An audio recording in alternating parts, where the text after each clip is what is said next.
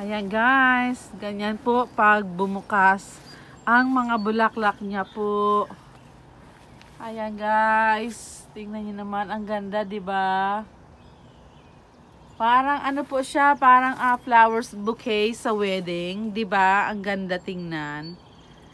Ayan po yung ano niya sa baba, yucca plants po siya. Ang ganyan na po ang bulaklak ng yucca plants. Kaya magtingin-tingin po kayo at ano, matagal din po siya pa mamulaklak, once na mga ilang years din.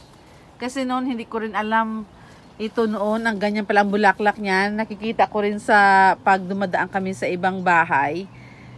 At ito hindi ko alam, ganito pala ang bulaklak niya, kaganda. Ay noon pinuputol-putol ko yan. Sabi ko, ano ba to? Ba't matusok? Ayan. Kaya nag-ano po siya, isa lang po siya. Ngayon may pangalawa, kaya parang ang ganda tingnan. Parang urchin bowl siya sa ano, sa sea urchin, 'di ba, sa sea water, no, ang style niya. Pero ganyan po yung ano, ang bulaklak niya, kay ganda-ganda talaga. So, ayan guys, I hope you enjoy watching these flowers. Dahil once na lahat na bumukas po yung mga bulaklak, yan na lang ang makikita nyo. Siyempre matutuyo na rin, 'di ba? Kaya ayan oh, meron pa doon oh, sa dulo. Ngayon lang ito talaga na ganito po yung bulaklak niya. Noon nilalagyan ko pa yan ng tungkod para hindi bumaba kasi sa sobrang bigat.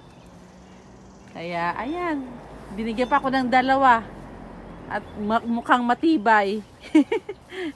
Siguro 2 years ago hindi siguro matibay, kaya nilagyan ko ng tungkod. So ngayon matibay na po siya. Ayan, kaya niya na po ang bulaklak niya. Kasi tingnan mo naman ho, sa laki ba naman niya at daming bulaklak, 'di ba? Ang daming mga nagbo-blooming. Siyempre talagang bibigat 'yan, 'di ba? So ayan guys, please enjoy this moment of yucca plants.